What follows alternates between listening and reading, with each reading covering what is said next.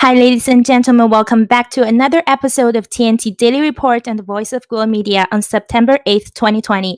My name is Rika. Without further ado, let's jump into our first news of today regarding the U.S. considers blacklisting China's largest chipmaker as tax tensions escalate, reported by Stacy.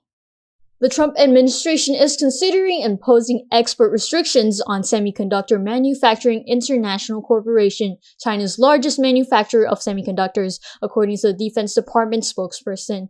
The Department of Defense is in discussion over whether SMIC should be added to the Commerce Department's entity list, which essentially restricts those companies from receiving specific goods made in the United States. The U.S. entity list now includes more than 300 China-based companies. U.S. officials have long complained that Chinese tech firms are beholden by the People's Republic of China and collect sensitive information on behalf of the People's Liberation Army. The Chinese Communist Party has previously said that it does not engage in the industrial espionage, but who actually trusts what the Chinese Communist Party says with their habit of lying to the world?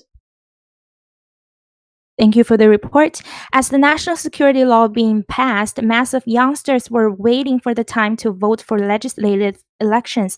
However, on July 31st, the chief executive, Carrie Lam, announced the delay of the elections. News reported that massive people gathered to oppose the decision, and Hong Kong police in turn arrested nearly 300 protesters. Let's hear from Cadenza. Last Sunday, Hong Kongers were scheduled to go to the polls. However, in fear of pro-Beijing parties doing badly, the CCP decided to postpone Hong Kong's legislative elections in July and barred several young activists from standing for election, citing public health concerns as an excuse. On Sunday, nearly 300 pro-democracy protesters were arrested by the CCP. The spokesperson of the liaison office of the CCP in the Hong Kong Special Administrative Region referred to them as stubborn, cold-hearted speculators without conscience, committing illegal acts to provoke, quote, the will of the state, unquote, in the statement on September 6. The CCP official claimed that the protesters were aimed to spread all kinds of rumors in a crazy manner, to attack and discredit the CCP's support of Hong Kong, as well as politicizing the postponement of the election. Many were arrested after being pepper sprayed by the police, and some were arrested at their home. At the scene, the police even tackled a 12-year-old girl to the ground. The police argue that their tactics are the result of protesters' disruption and strongly denied any wrongdoing and police brutality. Thank you. Next news is about the UV exposure damaging elementary school children's vision. Winston will tell you in more details. Reports have emerged that hundreds of primary school children in the Chinese city of Hangzhou have had their eyes burnt due to accidental exposure to ultraviolet light. The incident occurred on September 1st at the Xinqiao No. 1 elementary school, where ultraviolet lights have been installed for disinfection. Following the school and the District Education Bureau's investigation, a statement was provided on September 4th stating that the lights had been turned on due to a mistake while troubleshooting a power failure. Among the affected families was that of Mr. Li, whose daughter was diagnosed with electro-optical ophthalmia, although there was no apparent chronic impairment.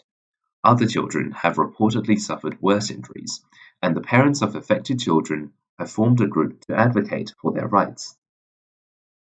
Next up, we'll hear a news from Michael about modern food supply chain development and investment international forum held by China International Service Trade Fair. On September 7th, China International Service Trade Fair held the Modern Food Supply Chain Development and Investment International Forum in Beijing. Photos show guests attending to the forum, with some speeches delivered by Qu Dongyu, Director General of the Food and Agriculture Organization of the United Nations, as well as Amir Abdullah, Deputy Executive Director of the World Food Programme. Thank you for the report. Moving on to our final news of today about the Chinese chip industry falls 15 years behind the US and is planning to catch up. Let's hear from Crystal. As Bloomberg reported on 3rd September, China is planning a new set of policy to develop its domestic semiconductor industry to counter Trump administration restrictions.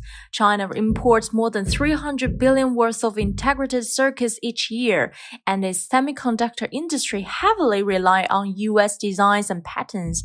But the US government has just blacklisted dozens of China's technology companies so they cannot buy American parts. Recently, President Xi has pledged an estimated 1.4 trillion through 2025 for technology ranging from wireless networks to artificial intelligence. Semiconductors are at the core of every component of China's future technology advances. Thus, China is giving semiconductor development the same level of priority as it did building its first atomic bomb. Thank you very much. That's all for today's TNT Daily. If you like the video, please like, share, and subscribe to our channel. If you have any thoughts, please comment down below. We'd love to hear your valuable feedbacks. See you next time.